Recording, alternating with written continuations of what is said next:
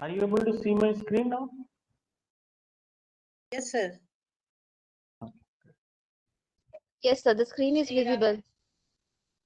Okay, thanks. But sir, chat box is not visible. The attendance link is not visible over there in the chat box. I'll paste it.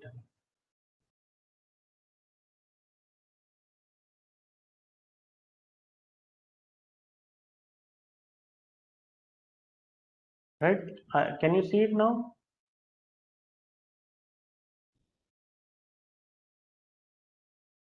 No issues. If you miss 1 or 2 attendance, don't worry about that. I'll manage. Yes, sir, it's visible now. Okay.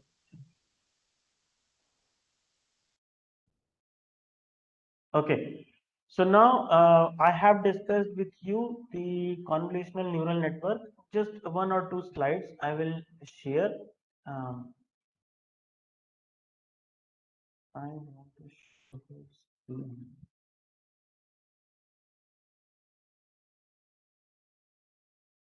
So in this example that I showed you in the previous session, just few more things like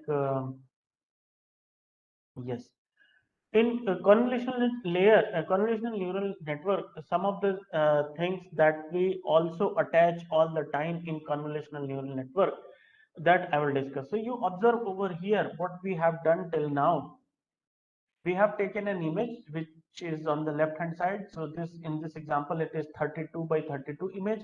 That image local region is connected to depth of this hidden layer, okay, through these neurons. And these neurons represent these 1 2 3 4 5, these circles represent 5 different filters. So, and what is happening computationally is that all these neuron weights are coming.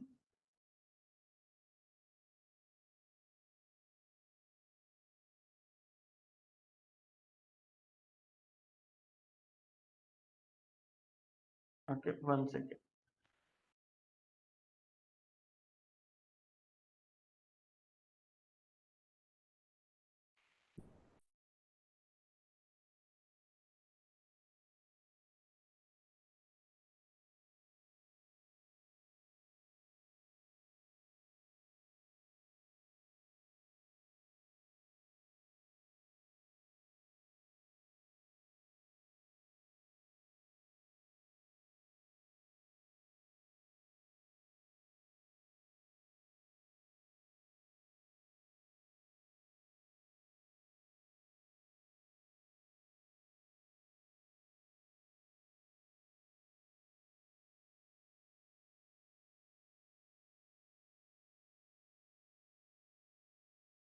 Okay, so this is the link for yesterday, and above it I have shared the link for today. And guys, if you are not able to see it, please ask from your colleagues to send it, paste it for you again. Okay, so let me start the topic.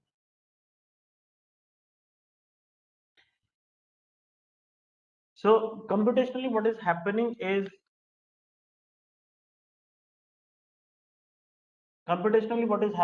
that we are getting all the input. Weight values are the filter values. With this, we get W naught X naught, and then weighted matrix is calculated. Sum is calculated. Summation Wi Xi. Bias is added to it, and then this whole thing is actually passed on to an activation function. Okay, so activation function can be any function that you choose, and ultimately that becomes the output of this neuron.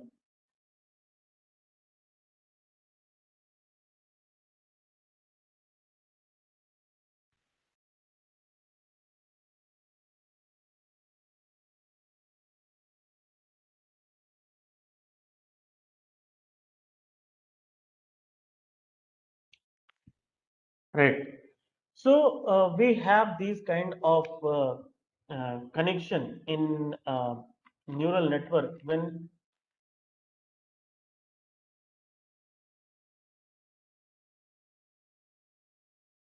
So there are different type of layers in neural network also, in convolutional neural network also. What I discussed till now is called the conv layer, convolutional layer. Apart from conv layer, there are different types of layers. Like what written the name of layers? I somehow missed the number. I had written it somewhere.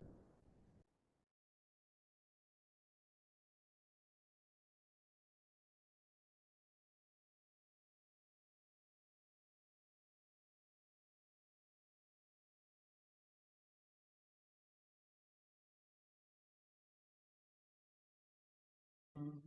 Okay. Anyways, so these layers, different layers are there, which are also very important for convolutional neural network.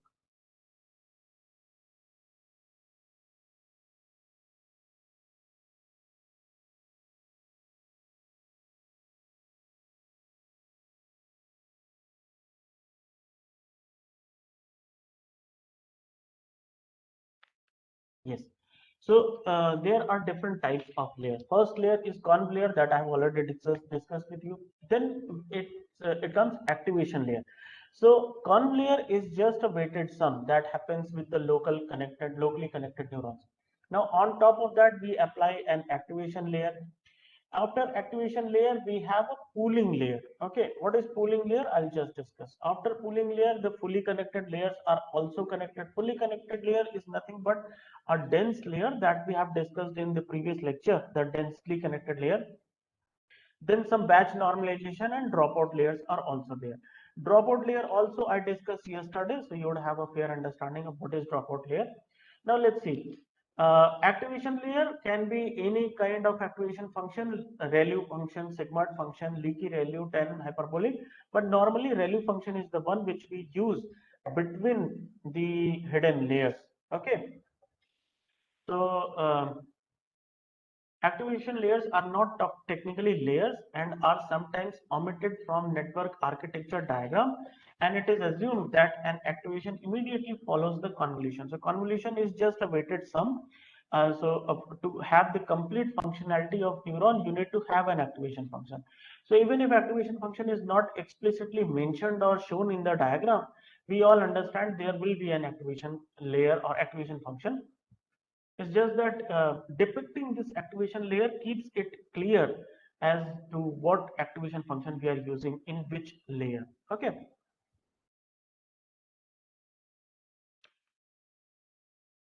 Now, after activation, we apply a pooling layer. What is a pooling layer? Pooling layer is just a kind of an arrangement in which we downgrade the sample. Although we face loss of data, but we try to make it a more robust so that these networks don't fall into overfitting. How do we do pooling? It's just very simple. You see over here, we have this input sample of 224 by 224 by 64 input size. If we apply pooling over here, pooling is a process of picking out one of the data from a group of data values. So we pool data values and out of that we just pick one.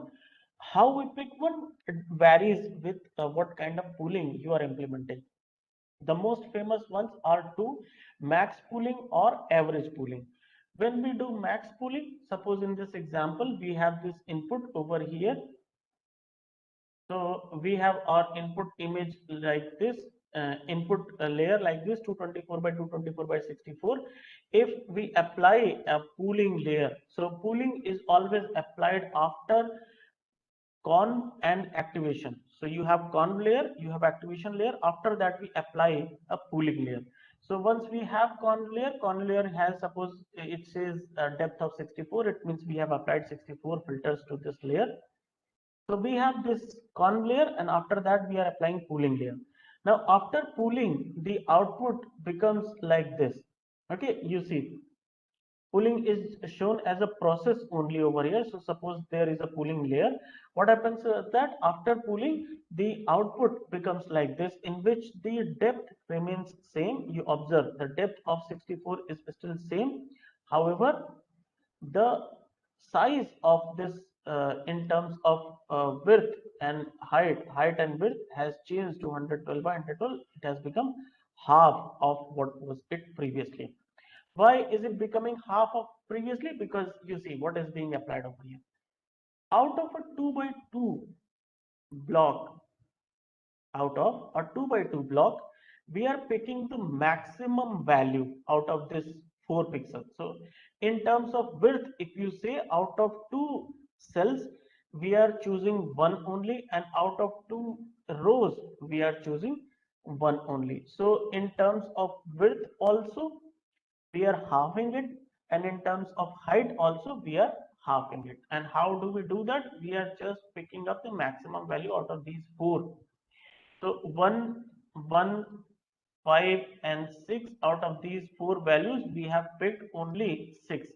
So we are doing a max pooling, means we are picking the maximum value out of a pool of 4 values over here. Now same thing goes for this pool also. For this pool we are picking 8, for this pool we are picking 3, for this pool we are picking 4. So that is what is corresponding value. Okay, so max pooling is being implemented over here. There is another variation which says average pooling. So as the name suggests, you find out the average of all these 4 values, and that becomes the value of the resultant cell.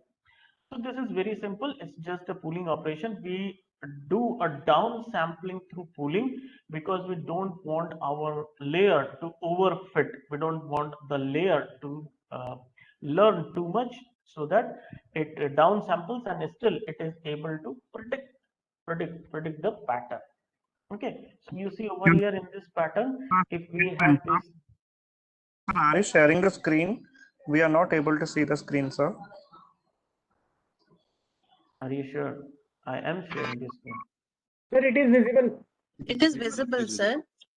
I have shared the whole screen, so any window I am showing, it should be visible to you. Okay. Visible, sir, visible. So this is what is happening. So you see in this image, the actual image representation, if this is the pattern that is being shown, it has been down sampled to this pattern, and still it should be able to, the layer should be able to predict this pattern or the presence of this pattern. So it is implemented to promote robustness in the model and avoid overfitting. The size of pooling is again used through the same formula. You see over here, we don't apply padding. So in this formula, the formula that we had applied previously to find out the volume of the output conv layer is the same formula, except that 2p. We are not applying any padding over here, so just 2p is gone. And this, with this, we are able to find out the output. Yes, and very good suggestion. It also, this pooling also helps in reducing the noise in the input.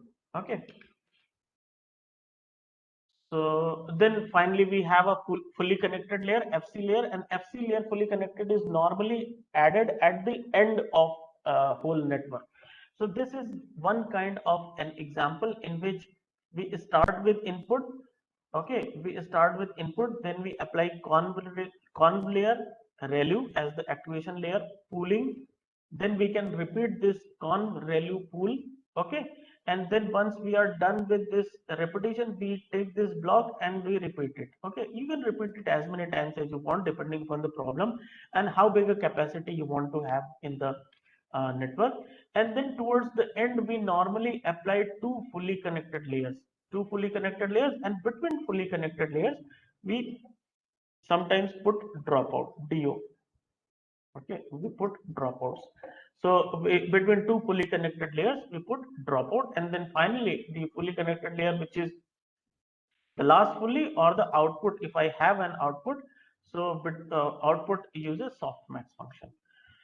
Why 2 fully connected? Because I want to have a dropout between 2 fully connected layers. And sometimes what happens is that the last fully connected layer becomes the feature vector of the input. So suppose I have my input values, I have my input image, and as I told you that I don't want to create features for my input, I want the neural network to learn these features automatically. And what are features? Features are actually mathematical representation of any input.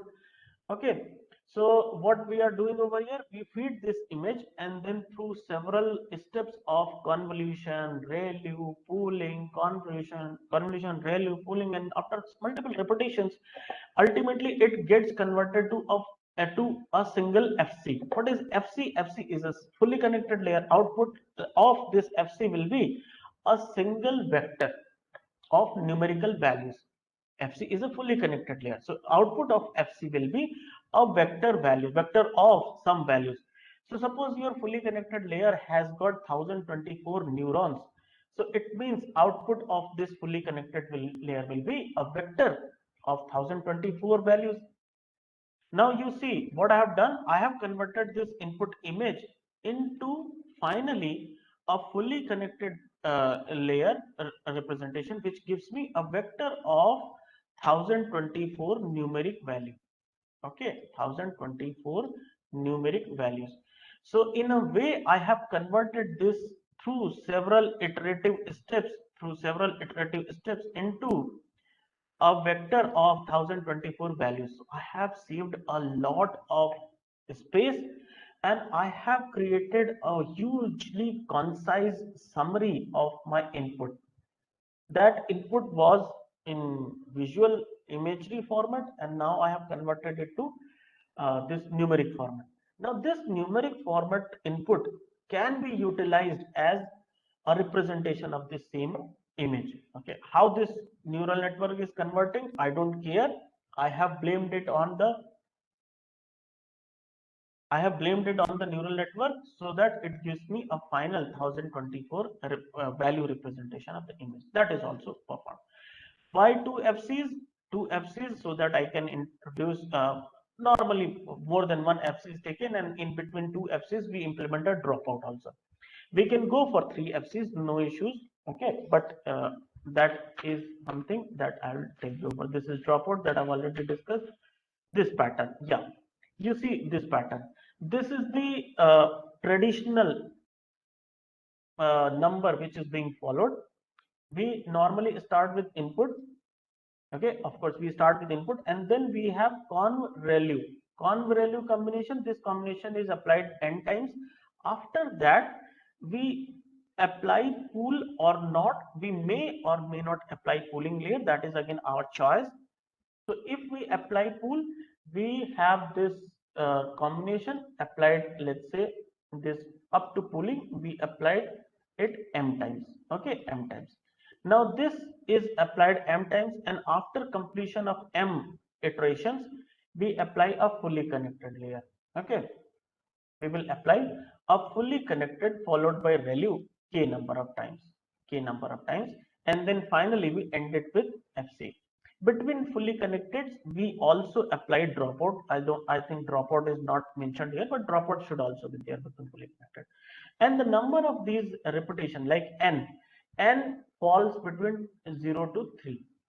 Okay, so you can have, of course, if you don't have conv layer, there is no meaning of having convolutional neural network. So conv layer have to be there. So it should be 1 in fact. Okay, so you have conv ReLU combination at least 1 to 3, and then after that you apply pooling if you want to apply pooling. Okay, so at max of 3 repetition of conv ReLU, apply a pooling at least once. But it's your choice. If you don't want to apply pooling, then down sampling can also be done by taking a greater stride value. You remember when I was discussing the stride value, the step size of your sliding window. When you do a step size, if you take a bigger step size, this means you are down sampling. Your output size will be smaller. So in that case, you can avoid pooling layer. You can directly increase the stride size and done away with pooling, because many researchers don't like the pooling operation.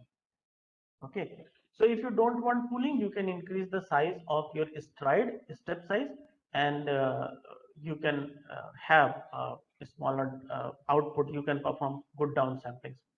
So over here conv ReLU n times, then a pooling, and this combination m times. Now as many m is greater than 0 means you can have it as many times as you want, right? As many repetitions as you want. Then finally, this FC is traditionally preferred to be between 0 to 2 fully connected layers at the end, and then between these two fully connected we introduce dropout, and then final fully connected becomes your output layer. Okay, any question? Sir, I have one doubt, sir. Yesterday you told us about the ANN, and after every layers we were having dropout to not have the overfitting you told. So, but in this case, it is different, correct? So we cannot have dropouts in after N or star M. In between, we should not have any dropouts because we are still trying to converge to features, and after the FC only we can have dropouts. So there's a big difference here. Correct, sir? Exactly, Thank you, ma'am. sir. Thank you for clarification. Like as you said, over here we are looking for features. At this point, we are looking for features. So every neuron is important to me. Every neuron is actually looking for a feature. So I don't randomly drop out. What I do is pooling. But see, the job of dropout was regularization. Again, the pooling is also doing a regularization. However, what we do over here, we say that okay, out of 4 neuron, we take the value of maximum, because we see that you see the locality of reference, this is also there. You remember the encoding in operating system, this concept of locality of reference. So that is why locality of reference is there. Out of 4 local neurons, we pick one, or we take average of the 4 local. So in that way, we are not in fact totally switching off anything. We are picking one of them. So we are kind of downsampling. So that is why robustness or regularization is being implemented through pooling layer. However, the total dropout is not happening over here. Dropout is happening only between dense layers, the FC layers, which I had discussed yesterday in ANN. Okay, right. And some questions will be. Okay, I don't care for attendance.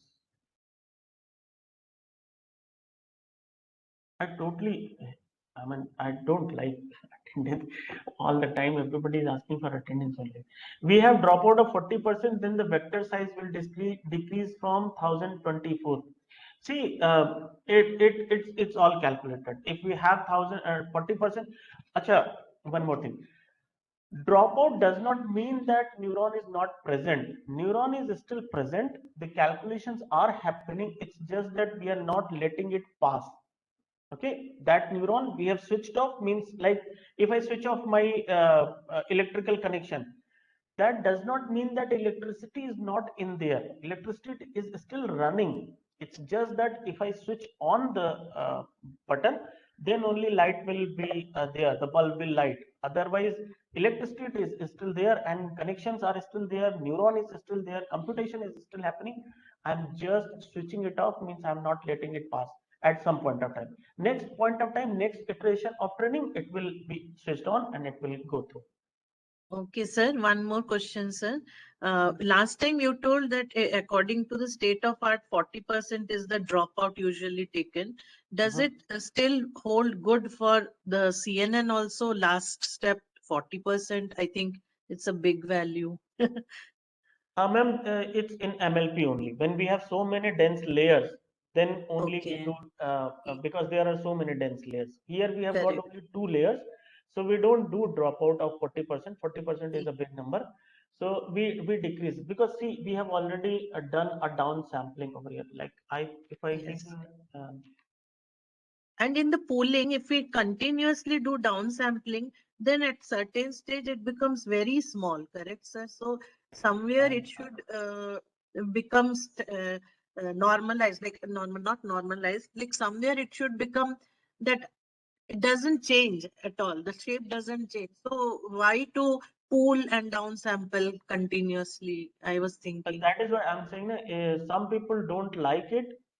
I Okay. had an image in which I was showing how downsampling is affecting.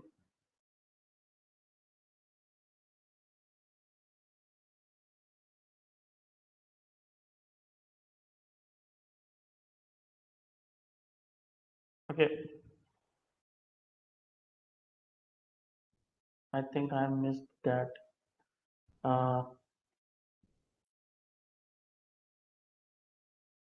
Okay, I think I have somehow deleted that slide in which I was showing that how downsampling is actually decreasing the overall value. So we don't do downsampling or pooling randomly, or we don't really mandatorily have to do it. I have written somewhere that where we are doing pooling. I'll show you. Max pooling is typically done in the middle of CNN architecture to reduce spatial size, whereas average pooling is normally used as the final layer of the network. For example, in Google Net, SqueezeNet, ResNet, where we wish to avoid fully connected layers entirely. Okay, so if you don't want fully connected layer, then you don't have, but apply a average pooling. So in this case,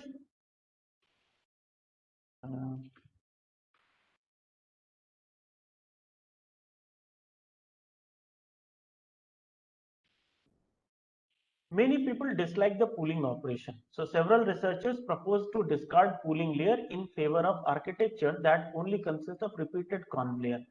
And to reduce the size of representation, they suggest using larger stride in conv layer once in a while. Okay. Discarding pooling layer has also been found to be important in training good generative models such as variational autoencoder and generative adversarial network. And you will find that, okay, when it's that although GAN is being referred over here, so I should point it out that in VAs and GANs, it's very important to look at each and every decision that you make. So how many poolings you are implementing, whether you are implementing pooling or not, and what is the downsampling size, how much dropout you are implementing, all these things, even padding, all these things play a big role. Okay, so if your results are not good, I suggest you look at each and every parameter very carefully and then try to play with that, try to see if changing the parameter is actually putting any effect on the overall result. So Thank you, sir. Thank you so much. so although we suggest these techniques like dropout and pooling for downsampling, reducing noise, and making the neural network more robust, but we really do not know how much downsampling is actually required. It should not happen that we keep on making our data simpler and simpler, and at one point of time we lose all the important features. So that should also not happen. Anyways, that concludes my theoretical portion, and now let me move on to the practical aspect of this neural network CNN that I have discussed till now. In this, I'll be taking help of this dataset, Kaggle dataset, which contains 25,000 images of cats and dogs, means 12,500 from both the classes. Is it's 543 written, but now the number has increased. I was actually downloading from somewhere. Now it has become 800 megabytes something. After downloading and uncompressing, you will create a new data set containing 3 subsets: training set 1000 sample, validation set 500, and testing set 500. So this is what I have already done. I'll share this Colab file with you so you can also implement it, and whatever is needed is written in the markdown cell. I'll skip some of the cells because I have already implemented it, so I don't really need to do it again and again. I'll do a reconnect so that every step is shown to you. Restart factories.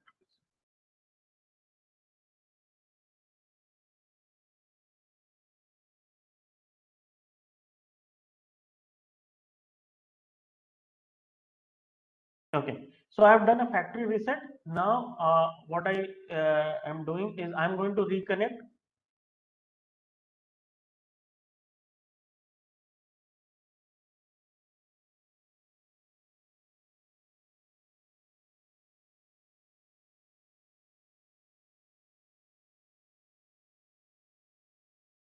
Okay, so it's reconnected. Now I will run some of the cells. So this is the code to mount the Google Drive. If you had attended, I think you all know, if you have worked on Google Colab, you will know this code. This is a standard code, and you can just go over here, you can click on this mount drive. It will insert this piece of code over here in the code cell, or it will automatically mount the Google Drive. So at this point of time, I need to run this. Okay, so I'm running it. It will give me a link and request an authorization code. So I will click on this link, and I'll choose the email ID at which I have all the data. I'll take this authorization link, I'll copy it, and I'll come back and paste over here. Okay, so this is the authorization code that is required to connect to your Google Drive. Remember to choose the email ID with which you have the data with you. Now I have my drive connected over here. You see, this is the drive, and I'm using Triple account. So I have my drive over here. In this drive, I have kept my data somewhere in under Colab notebooks, courses, deep learning, data, and then cats and dogs. Okay. So what is cats and dogs small and big is that I have downloaded the big data set, but out of big data set which contains 25,000 images, I don't, that is not practical to display over here working on all 25,000 samples. So I have created 1,000 smaller samples, and then I will be working on that smaller subset, and I'll demonstrate everything on this smaller subset. So you see, so I have mounted. Now I need to import some shell utilities and operating system package so that I could create. My original data set is, no, this is not required. You remember to change these paths. Okay. So my directory is over here. Data, cats and dogs. Yeah, this is the one. I copy path, and then my directory is this, right? My directory is this. You also change your directory according to your data wherever it is stored, and I hope you don't have any problem in finding the mounting the Google Drive and finding the address. So you just copy paste this string and it will work wonders for you. Now, so I have my original dataset directory. Original dataset means the directory that you will download from Kaggle. Once you download it from Kaggle, it will be 25,000 images. Out of 25,000, I need to copy 2,000 images for my work for this experimentation. So what I'm going to do, path to directory where the original data set is uncompressed. This is the path. And from here, I will create a smaller data set. So I need to create a directory where my smaller data set will be there. So this is what I'm going to do now. So I run this cell. This cell is actually referred to the directory where my small cats and dogs small data set will be stored. I call it my base directory, and I have commented this OK os.make directory command because my directory is already present. But in your case, you will have to uncomment it. Okay, you will have to uncomment it so that you could work with this. You could create it automatically, of course. So my base directory is this. I'll keep on running. This is my base directory. Now going to create directory for training, validation, and test split. So this is train directory. Now see, I'm now collecting variable train dir. Okay, train dir is this. Base directory plus train is one, will be my train dir. So train dir done, validation dir, then test directory. Okay, these three directories are created. Now I want to create directories with training of cat picture. Okay, so train cats dir, training of dogs directory. Okay, then training with training dog picture. Yeah, dog pictures. Then training validation cat pictures. I will copy. I will have create a directory where I can put my cat pictures which are required for validation. Validation pictures for dog. Then testing cat pictures for testing. So this directory will store pictures for testing. This directory will store dog pictures for testing. Now till this point I have created all the directories. Okay, now I will start copying from original directory with this code. It is only following the pattern in which the file name is written. I will take one image from there, the original data set, and copy it over here, and I will create 1000. I'll copy 1000 images from original to my small data set. So I will not run it because those files are already copied for me. Those files exist. It will give me error, but you will have to do it. Okay, you will have to copy 1000 cat images to train cats directory, 500 cat images to validation cats directory, and 500 images to test cats directory. Then you will have to copy 1000 dog images to train dog directory, 500 dog images to validation dog directory, and 500 dog images to test dog directory. Okay, once you are done with that, you can check as a sanity check. Let's count how many pictures are present in each training split. So if I just run it, you see here I'm counting how many images there are in every directory, just to make sure that I have all the preparations in place.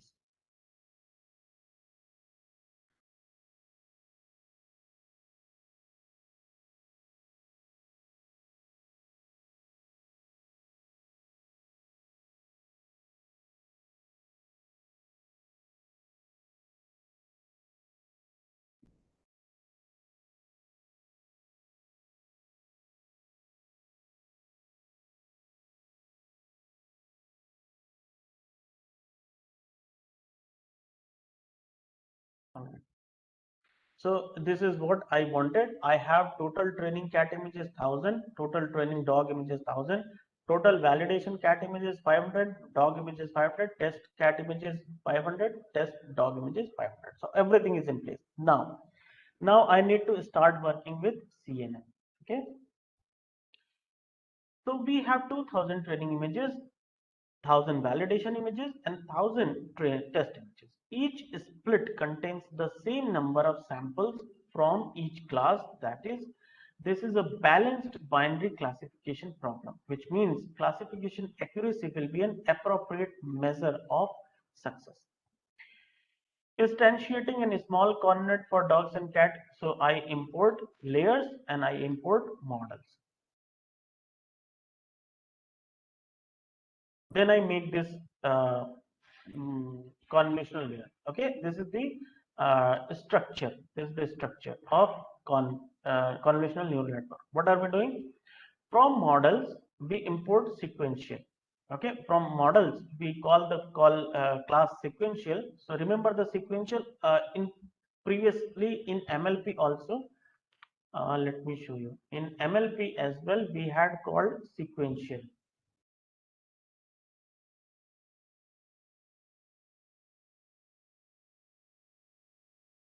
Yeah, see over here, we had called sequential class.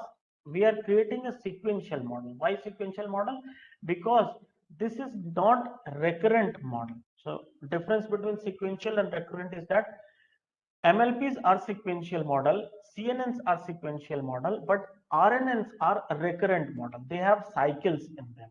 Okay, sequential models don't have cycle. But don't get confused with sequential data. They don't process sequential data because they don't remember the sequence in the data. They are sequential because the data flows from left to right only. It doesn't circulate. That is why it is sequential.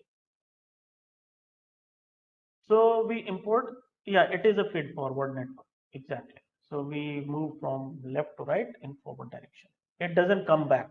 Okay. In RNN, it goes and then comes back. It loops. So model dot sequential. So and then in this model with the object model created, we start adding layers just like Lego block. So first layer, and let me do it in this fashion so you will be better. It will be better visible. Yeah. So first layer is in this we call the conv 2D. There is a two-dimensional convolutional neural network and there is a three-dimensional convolution layer as well. We are not going to discuss 3D in this FDP, but we will have a graph CNN lecture. Okay, 3D, but will not have any demonstration. So con2d we call with 32 as the filter size. Okay, we don't specify how many neurons over here, because you remember I had told you the number of neuron will be decided by the factor as what is my receptive field size and what is stride and how big is the padding. That decides the number of neurons. Here we decide upon the number of filters. So we have taken 32 filters in the first conv layer. 3 by 3 mentions that size of the filter is 3 by 3, and second 3 mentions that it is the step size. Okay, step size. So 3 by 3. So 3 by 3. So I have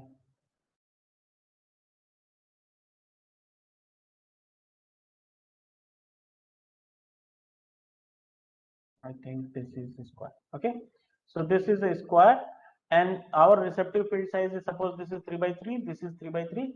Then next will start from here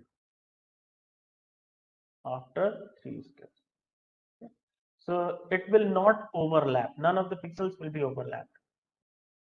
If we have one pixel over here, the other pixel over here, the other pixel over here, then fourth pixel, second window will have fourth pixel, fifth pixel, and sixth pixel, like that. So our receptive field size is 3, step size is 3. Activation function that we are going to apply in this layer is ReLU, and the input shape that we need to specify in the first conv layer only. After this, it will automatically understand.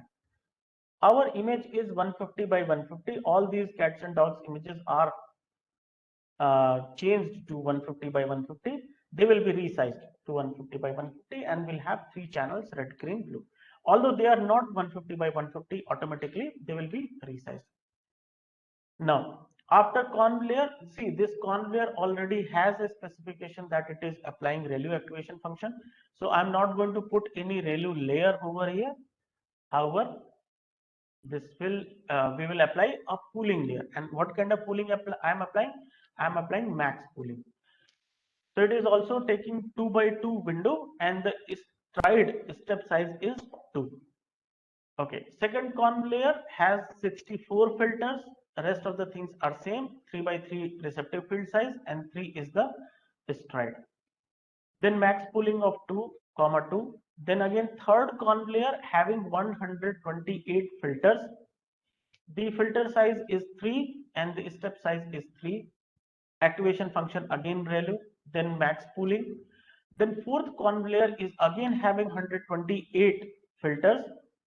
Filter size is 3 and step size is 3. Activation function again ReLU, and the max pooling. So I've got 4 conv layers, right? 4 conv layers. After that, we flatten whatever output is generated by this last pooling layer. We flatten it to get a single vector. It was 2-dimensional, 3-dimensional actually. So we flatten it to get single vector. That is the job of flatten function. So we flattened it, and after that we implemented a dropout of 50%. You see 50% dropout is implemented, as Ma'am was asking whether we can implement dropout 50% or not. Here we are implementing dropout of 50%, and that is also giving us a very good result. And nothing in this example is taken by me on my whims and fancies. I have not taken any parameter value on my choice. I have just copied and pasted it. So everything is taken out of literature. Okay. And then finally we have an activation layer which has got 512 neurons. It's a dense layer. So first parameter specifies how many neurons there are. Activation function is ReLU.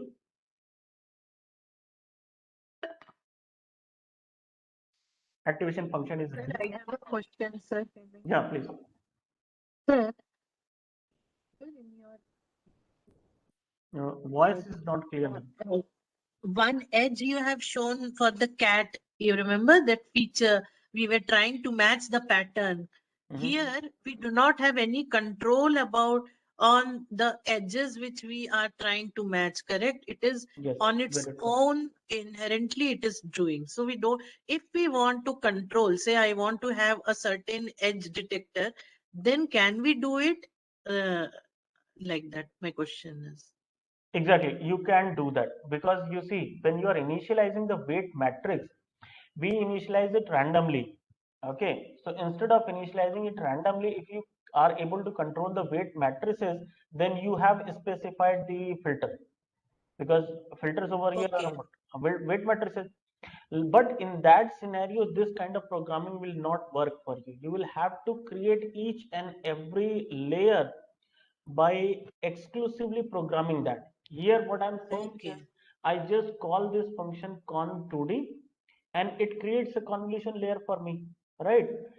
The Correct. things which are happening behind the scene, like initialization of weight values, all these things are not in my control. But then if what you are saying, if you want to control, then you will have to create this layer and specify the weight values. So during that time we use TensorFlow, is it? Because Yeah, the we code do in that. TensorFlow is very complicated, I found. So uh, maybe that time we have to Actually, do. code in TensorFlow is complicated. That is why a wrapper class of Keras was created. However, if many people, I do not know PyTorch, but I have found that many of my students are now preferring PyTorch, and Okay. so they are shifting from TensorFlow to PyTorch. I think I will also this year. I had this year's resolution that I will learn PyTorch, but let's see. 9 months Okay. are already gone. I think in remaining 4 5 months I'll be able to learn PyTorch. PyTorch, I think students are finding it more flexible to make these changes. Like what you are suggesting, very good Okay. suggestion. But in TensorFlow, it's complicated. Keras, it's tough to get there. PyTorch people are finding it Okay. useful. Yes, because I think computational complexity can be controlled if I have, say, 9 Gabor filters, then I don't want all those 32, 68, and I can directly go and use my filters and finish the job. If I know that pattern only has to be matched. So why to go randomly through all those 32, 64, 128? I was thinking like Exactly, that. exactly, exactly. Thank Or you what so you much, can do, sir. you can suppose out of 32 filter, you can have 10 filters of your own and remaining 22 filter, let it learn on its own. That could also Okay. give you a very good combination. Right? Yes, yes, yes. Thank you so much, sir. So this way, this structure is created. Now let's look at the summary. So let me just run this cell so I will know the model is created. Model is structured. Now let's look at the summary. Yeah, so this is the summary, and you see the number of parameters over here are also changing, and you see the pool layer, result of the pooling layer, as you observe over here. First column layer produced an output of 148 by 148, and you see my input was 150 by 158. Okay, when we produce the output from first conv layer, the output reduced to 148 by 148 because we are not doing any padding. We are not doing any padding. We have not specified any padding. If we had to do padding, we should have specified in this while calling the conv layer, we should have specified. But we are not doing padding, so you can very well understand that edges, all these edges are gone. So one edge from left, one edge from right, one edge from top, one edge from bottom. So ultimately it is 150, means two gone from left and right and two gone from top and bottom. So it out of because instead of 150 it has now become 148 as the output. So 148 by 148 is the output size of conv layer. And how many filters we had applied? We had applied 32 filters over here, you see. So as a result, the output volume is 148 by 148 by 32. Now, can anyone tell me why there is none as the first value? None.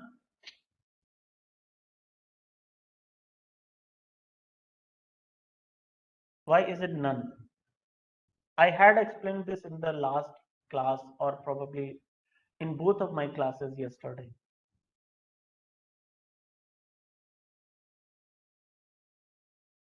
Any answer?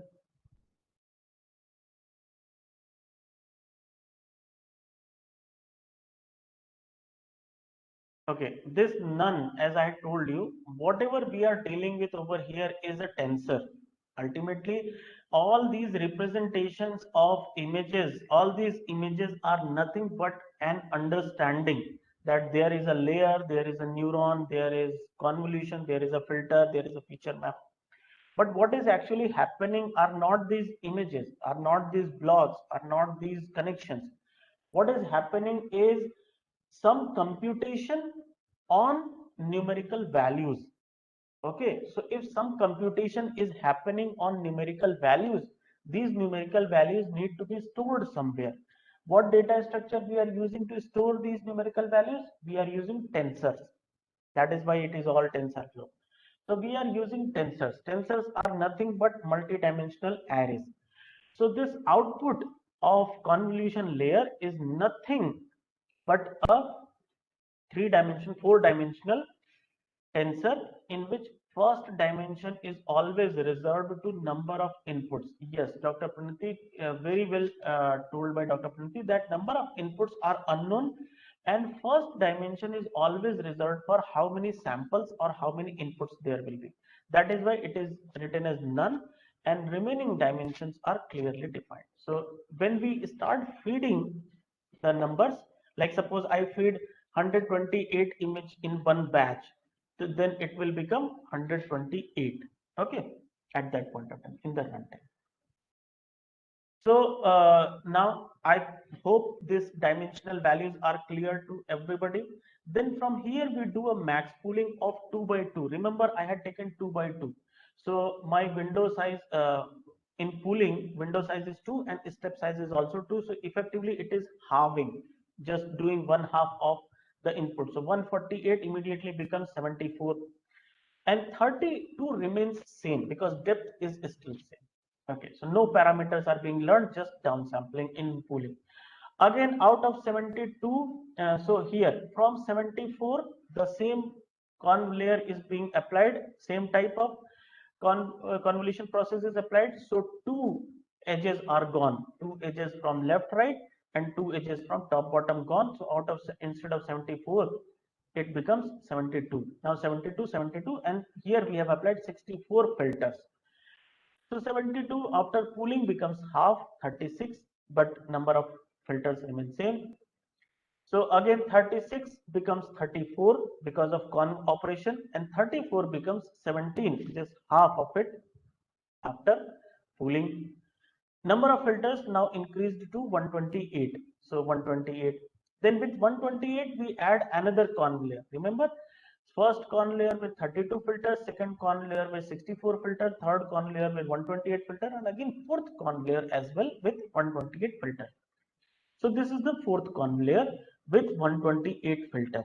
Now 17 by 17 image is reduced to 15 by 15 output with 128 as the volume, as the depth. 15 by 15 is reduced to 7 by 7 and this is the output volume after 7 by 7 by 28 is the output volume after last max pooling operation. So 7 by 7 by 128, if you multiply all of these values together, you will get 66,272 values. When we flatten this three-dimensional matrix to a unit vector, it will have 6,272 values. Now this is not a layer, so we are not learning anything. It's just flattening of the data, reshaping of the data. So now we have a dropout.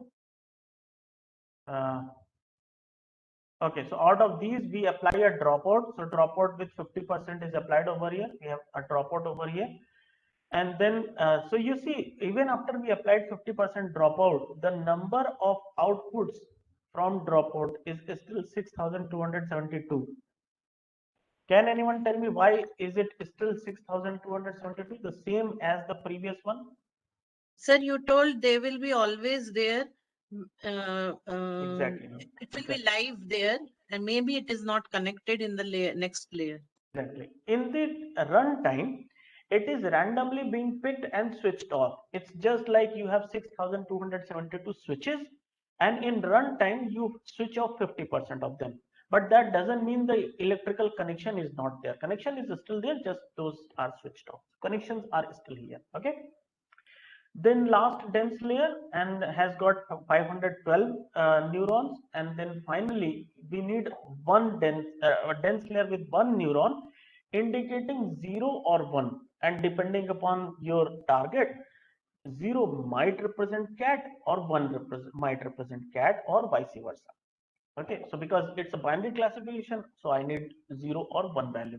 If it gives 0, I might think that okay, it is class cat, and if it gives 1, I might think that this is dog, depending upon what kind of value we are passing to it. Okay, so in total it requires to learn 3,453 parameters. And remember, in the parameter sharing example that I had given in the AlexNet, the first layer itself, had it been multi-layer perceptron instead of convolution neural network, had it been multi-layer perceptron, I would have needed 106 million parameter in first layer itself. But here, because of parameter sharing, we need only 3 million parameter to learn from the whole network. Okay. So my network structure is created. Now let us Sir, move on. Sorry, sir. Mhm. Because it is 512 plus 1 bias, is it? Yeah, but one bias is also there. That is why 113 parameters. One bias is always there. Either I tell you or not, this bias is at every layer. The layer which is computing, like conv layer is computing, we will have a bias over here. Second conv layer, one bias. Third conv layer, one bias. Fourth conv layer, one bias. Then flattening, no bias over here. Dropout, again no biasing over here. This dense will have one bias, and then final it's giving output, so we don't need bias over here, but this last will have a bias. So 512 Sir, outputs dense from means this. FC. Dense Yes. means FC, is it? Yeah, FC fully connected. Okay, so I move to this cell and I execute it.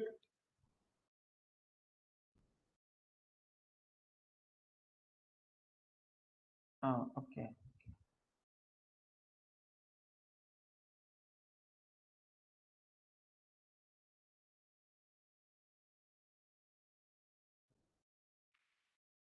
Actually, some of the things have changed.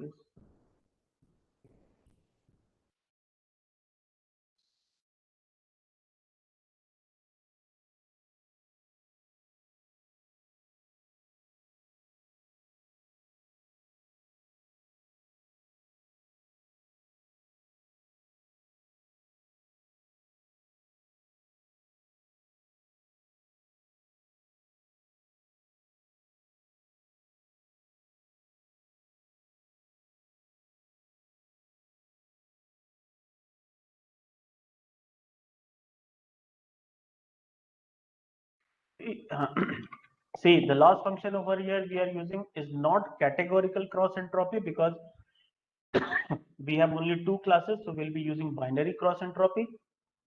Optimizer in our case is RMS prop.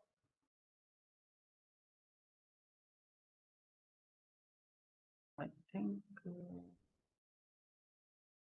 I've forgotten how do we specify metric equal to accuracy front side.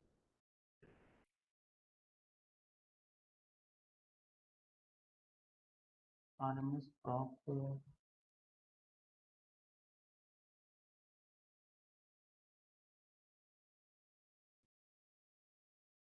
Yes. Fine. So it is defined, loss is defined, optimizer RMS prop is defined, matrix is defined. Now we do some data processing, and in data processing you all understand the previous data processing also, what we had done, resizing of our image and then normalization of our image. So resizing, what we are doing in read the picture file, but that what we have done, decode the JPEG content to RGB grid of pixels. So JPEG is converted to RGB so that we have a three-dimensional matrix of each image. Convert these into floating point tensor. Okay, so it will be converted to floating point tensor by making it yeah, dividing it by 255, 1.255, that will make it a floating point number. And then convert, rescale it between 0 to 1. So we divide it by 255, that will rescale it to 0 to 1. For that, we are going to use the image data generator. Image data generator, those who are familiar with Python may be aware of this image data generator class, which generates a set of data values and it performs the functionalities that is already mentioned over there. So it generates a batch of images, batch of output, and whatever we have specified, those things are those functionalities are executed and batches are generated, and it runs in loop, runs in kind of an infinite loop. So we will have to stop it at some point of time. Okay, so here we are using this image data generator, and we are specifying that we rescale the image size, the data values to be data value divided by 255. So train data gen is the variable that is being created with image data generator, and it is will rescale. Test data gen is, again, we are calling image data generator class and passing this parameter that all the values need to be rescaled by this factor 1 by 255. So every value will be multiplied with 1 by 255, means divided by 255. Now, so train generator, I am using this object train generator. So it will take the data flow from directory. Data will flow from directory where, since it is train generator, the directory is specified to be train directory. Target size, we are making the target size 150 by 150. Not all images are of this size. So we specify the target size. All the images will be converted to this size. We are taking a batch of 20 images only. Okay, earlier you remember we had taken 128 images because they were very small images. Here we are taking bigger images, so one batch will have 20 images only. Class mode is binary classification we are doing, so we do a binary classification. So one class will have 0, one class will have 1. Which one will have 1 will not, we don't know here right now. And similarly, this is train generator, and we similarly you can create a validation generator with the same concept, train data gen dot flow from directory. Here you specify train directory and train generator, and in validation generator you specify the validation directory, and rest of the things remain same. So when I run this, it will specify me how many, yeah, 2000 batch images were found belonging to 2 classes. It automatically found out the number of classes. Okay, and then 1000 samples belonging to 2 classes. Now, how it finds out how many classes are there? You see, we have specified only train directory, right? But within train directory, cats in a small train, this is my folder from which the data is taken. Within train directory, there are 2 directories, cats and dogs. So as many directories, those many classes. It understands, the train data generator, it understands that if you have 2 directories, then there will be 2 classes. If you have more directories, then it will be more classes. But we are also mentioning over here that the class mode is binary. So it knows that 2 classes belong, and out of 2 classes, it takes 2000 images in training and 1000 images for validation. Okay.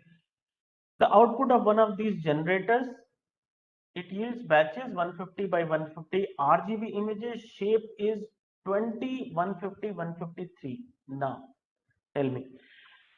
See, as I told you, first axis is reserved for number of samples. In every batch, we are taking 20 samples. So the tensor that is being generated is first axis 20 corresponding to 20 samples. Then height of the image 150, width of the image 150, and channel means depth is 3. So this is the tensor that is being generated. The input is converted to a tensor. Binary labels, shape, binary labels mean label a shape.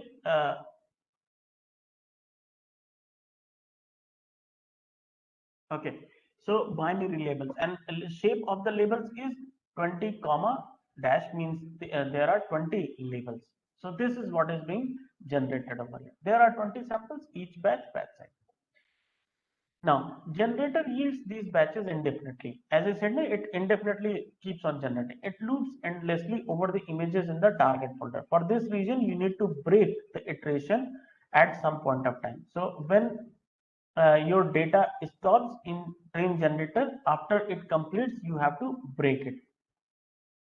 So once I run it, you see.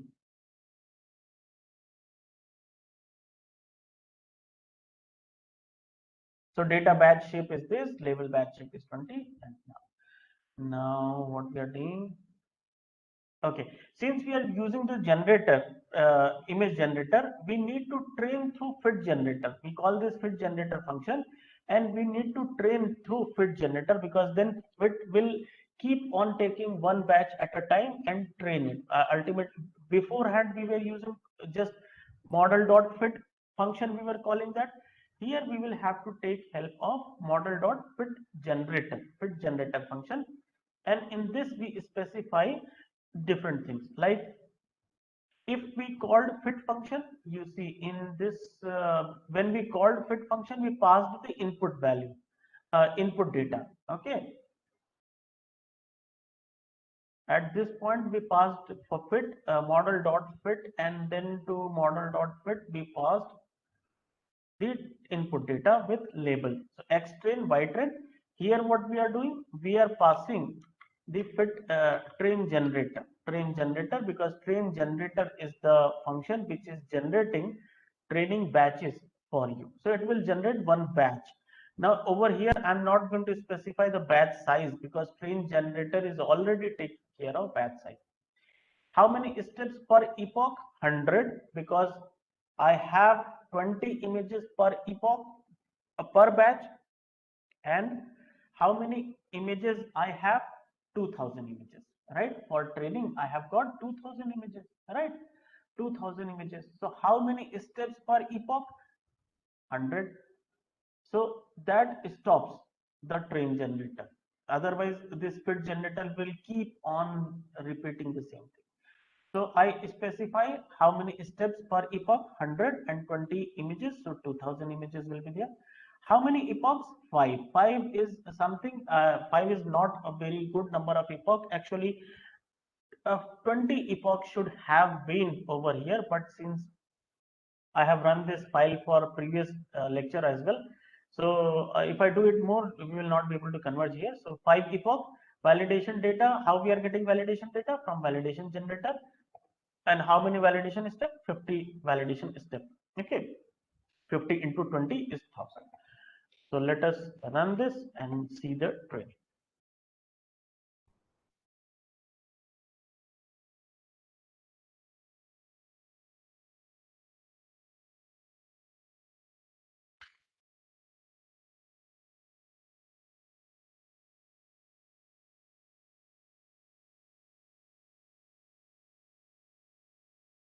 Yeah, one more thing I would like to point out over here, that model.fit generator is deprecated.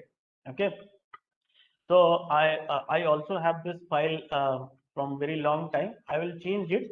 You also change it to the latest function. That you will have to look at the documentation of Keras and find out which is the new fit function being used for generator. I'll also search it.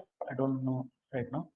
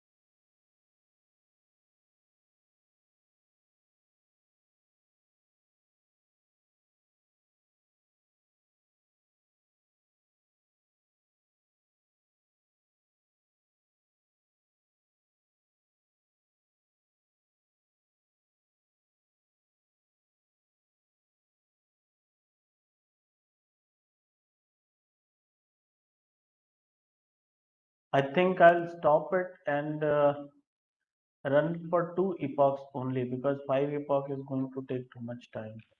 So I'll just run it for 2 epochs and let's observe the result.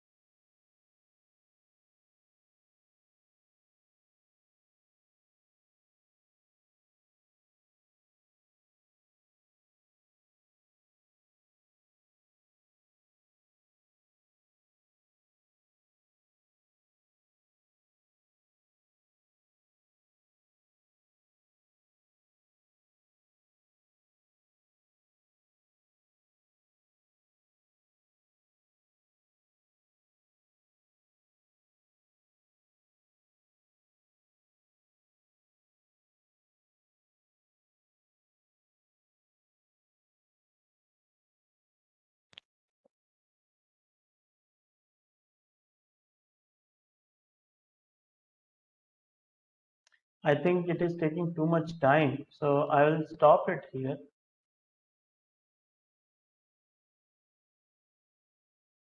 Okay, and I will move on with the other results so that we have our discussion. But I'll share this file and you can run it at your end and see what is happening and how much time it is taking. I'm just going to stop it. Okay, and after completion of this training, you can save it wherever you want. Like previously, remember I had told you that it can be saved with model or H5 is the default extension we save with models, right? So you with this code we can actually, I will not run it because let me see if I already have this file, train file with me on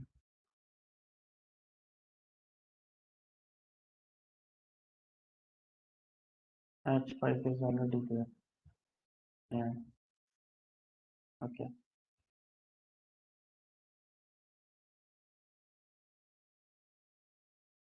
right. So you see, with this code, I can actually see the plot of training and this validation training. So training loss over training and validation accuracy, training and validation loss. So these discussions don't matter now because we have not trained for 10 epochs. So I will leave it to your experimentation. You can check it, what is happening, whether it is overfitting or not. Now I'll move on to data augmentation. This was a question which was asked many times previously as well. Data augmentation is nothing but a method of increasing the number of samples you have. Like in this example, you see with this data generator, we can implement few techniques like rotation. We can rotate an image. So if a cat image is straight or rotated, how does it matter? Cat is still a cat. So you see over here, a cat can be rotated, okay, and the image is rotated, cat is still cat. The CNN should learn to identify that cat. So with one cat image I can create two cat images. With this, suppose width shift and height shift. So suppose I have a cat over here in this image. If I shift it widthwise, then also it is cat. If I shift it somewhere else in this position, then also the cat will remain cat.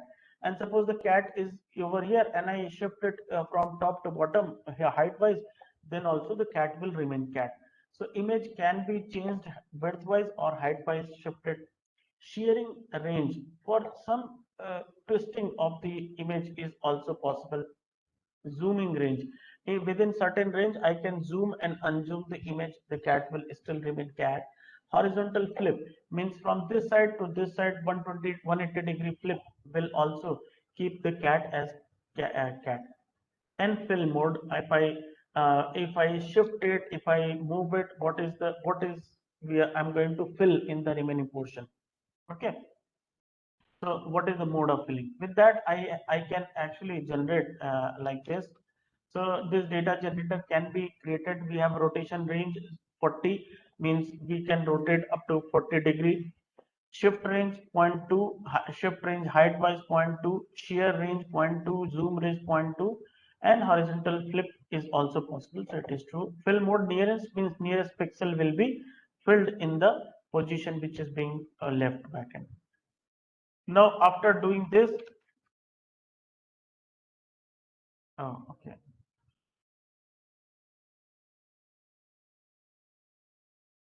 What I have defined, I think,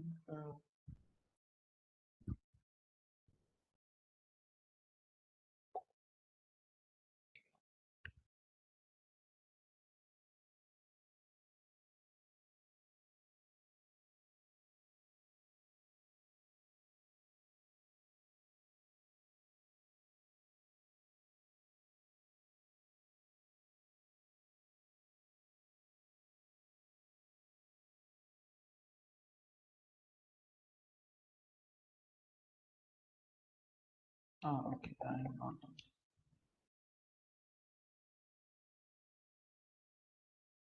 Anyways, plot is important. I take it because since history is not obtained from here, since training is not complete, that is why this code is giving error. But let me just use the plot function. So I run it, it should give me the augmentation of data values. And you see, these are the three samples, 4 samples which are being shown to you. So this cat is, if I think you can observe it, that this cat, the cat image is a little shifted. So if I can annotate, you see this cat image is shifted with some angle. Okay, you can say 40-degree rotation. So all the remaining this portion is shifted, this portion is filled with near pixels, whatever pixel was color was nearby, those colors were filled in. Then this image is also, this is shifted horizontally and vertically. So from here it is shifted this way, from here it is shifted this way. This image is a total flip, horizontal flip. Horizontal flip means here the cat was looking on the right, face was right hand side, here the face is left hand side. But ultimately, whatever we here the image has been zoomed in.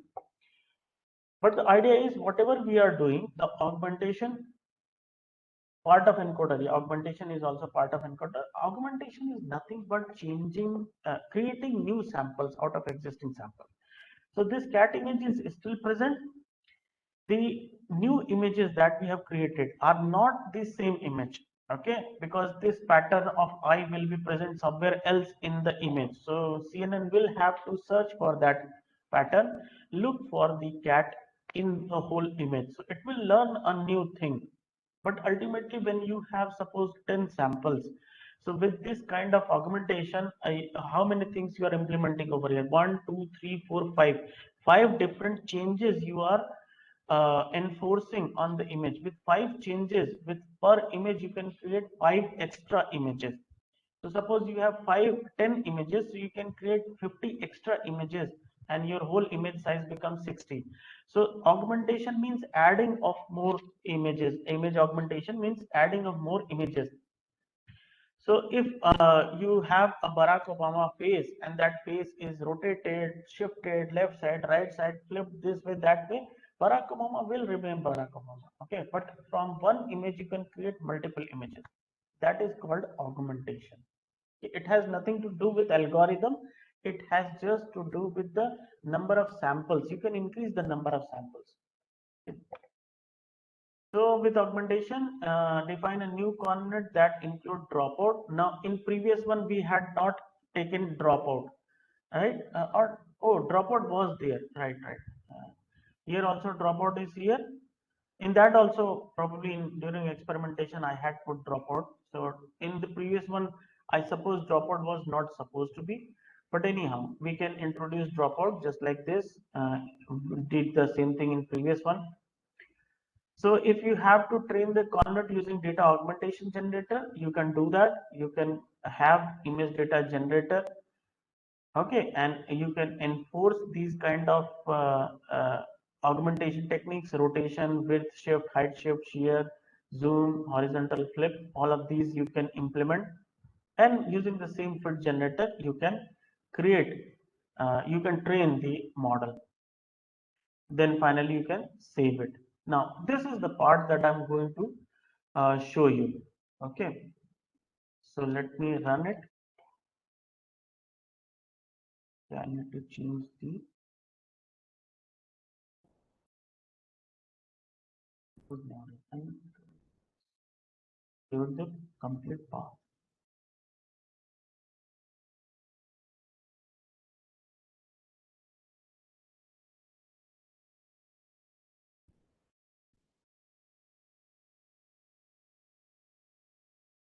Right. So I already have a saved model that I have loaded.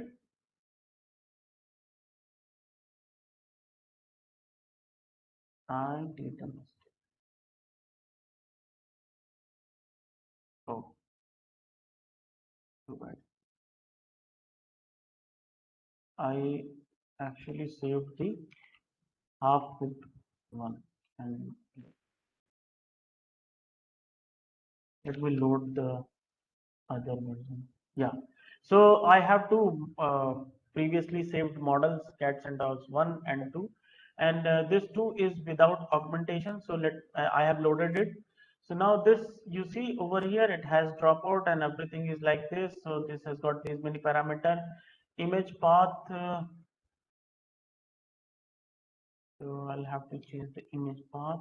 Now let me take this image.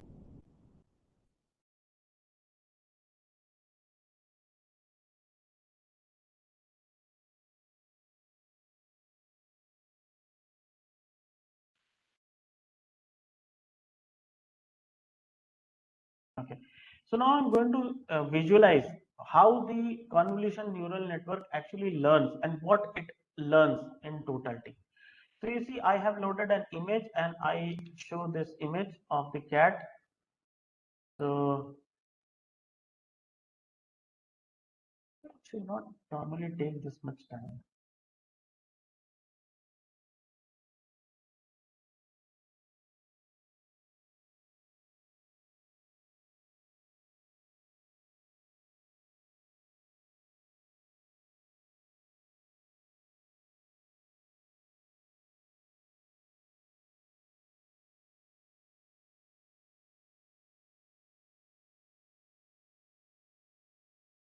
Surprising, we are just showing an image.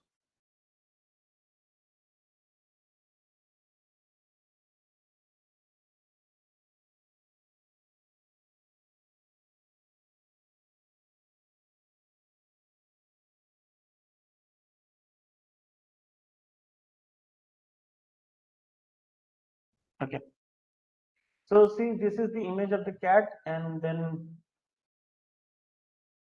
right. So I have taken another image. So this is the image of the cat, and this image, through this image, I wanted to show you, but I think I'll not run it anymore because there is some problem. I think internet issues or something. The data is not going and coming, it's taking too much time. So now here you try to visualize. We will visualize through this code what all channels and what all filters are learning. So through this code, you see.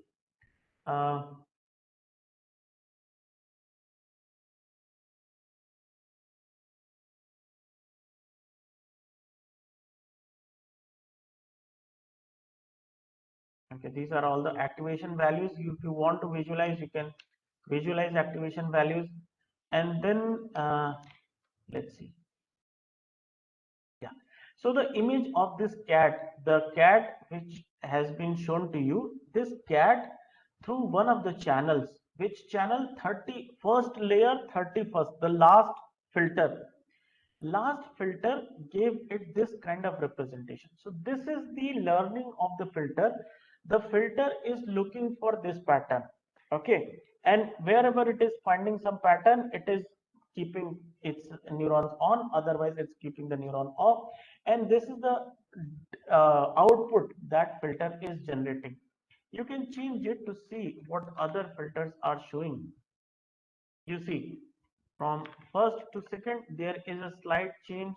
Okay, then let me show you the 0th one. What is the first filter doing? First filter, nothing. It may be blank, it's not learning anything. Okay, the second filter is learning something, and its color has changed, its contour has changed, more visible cat image is displaying. Like this, you can visualize each and every filter. What is the output of that filter? Then if I need to visualize every channel in every intermediate activation, sorry, it has become two. Now let me do that for you. I'm just visualizing all the channels in all the layers. Okay, you see, this is a very nice representation of what is happening to every image in every convolution layer. So you see, in the first layer, how many filters we had taken? We had taken 32 filters. Okay, so 16 in first layer, 16 in the second layer. Now, result of every filter is displayed in front of you. Try to see what patterns they are learning. So as I had explained to you in the example that every filter is trying to learn a pattern.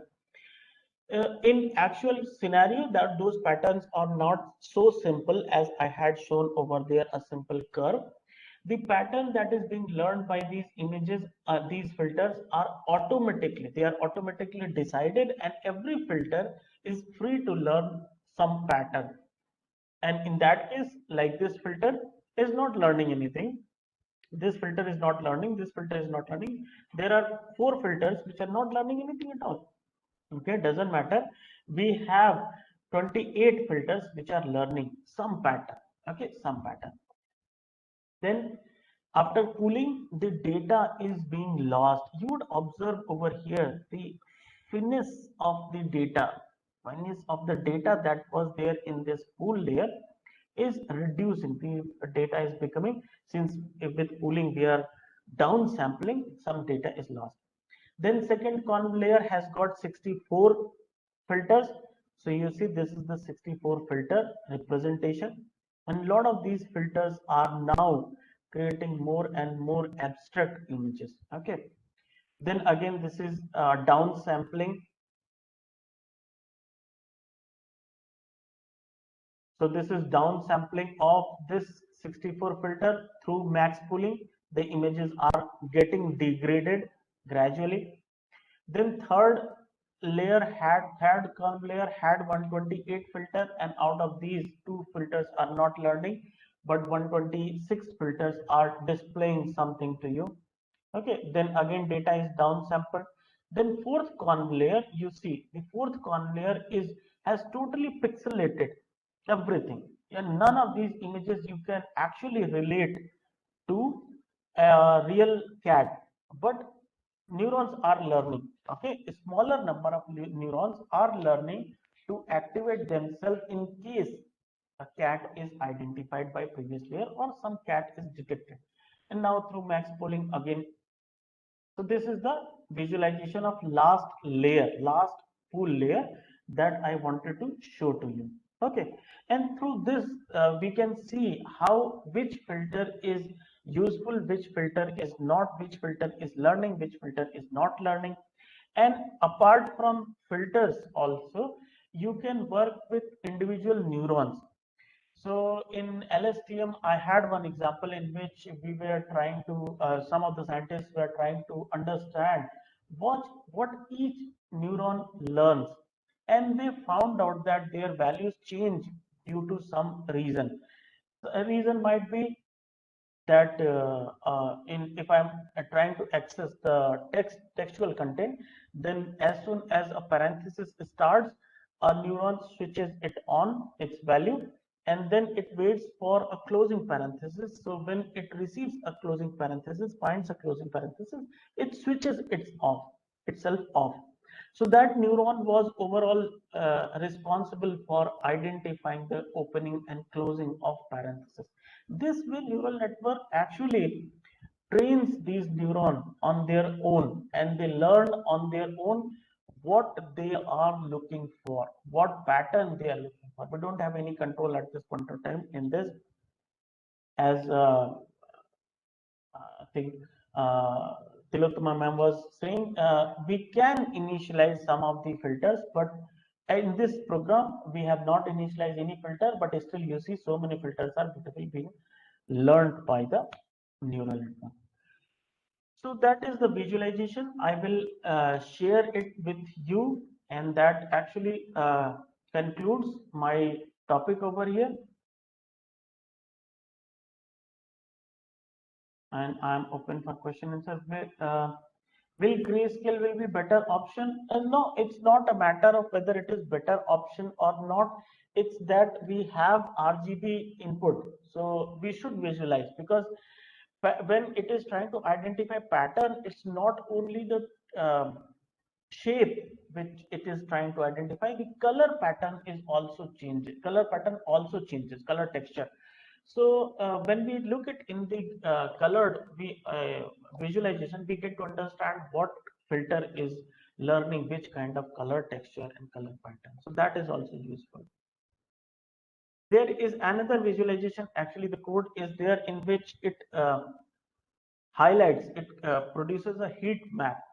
So when it is heat map, then out of an image, we are able to understand which region of this image the neural network is actually focusing on. So you see, out of this whole image, which region, so it could be like this region, the region which has the ears as well as face, this region the neural network is focusing on. So we can produce heat map which focuses on that portion, which is most important for neural network to detect what is there in the image. Okay. So okay, again this question, what is difference between batch size and epoch? Uh, Total number of batch size is equal to one epoch size. Epoch means total number of samples, okay, and batch means how many samples you are feeding in one shot. So suppose I have 20 images, so I will feed 20 image in one shot, 20 image feed forward and one back propagation. Then 20 image feed forward and one back propagation, such that you have 1000 images. So 20 into 100 makes it 2000 images. So 100 batches will make one epoch. Okay. Any other question?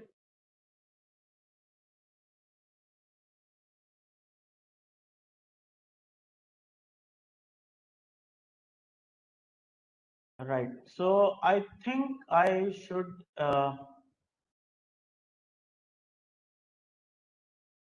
end here, and I'll share these two the slide as well as this collab file so that you could work with it and train properly, train and see how much time it is taking.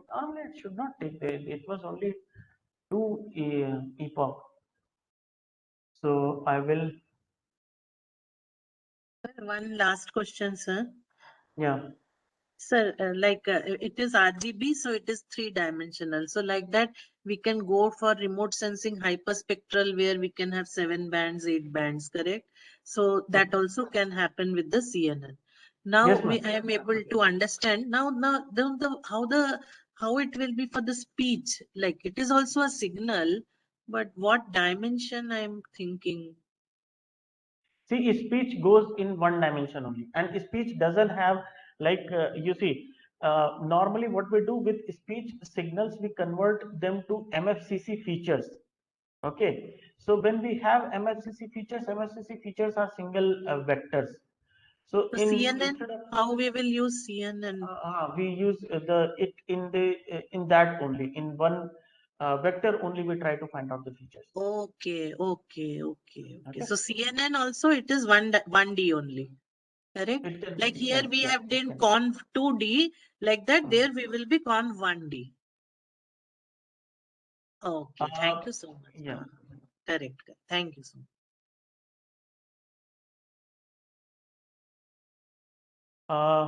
Okay, so I think I will end it over here, and if you have any question, you can mail me. You can also ask me. And next session will start at 3 o'clock. We have Professor Shekhar Verma with us, who will be talking about LSTM RNN in the next lecture. And that is a very important session. And Professor Verma is known to be one of the best speakers, best experts of deep learning in IIIT Allahabad. So I would request you to join and get benefited. Thank you. Thank you.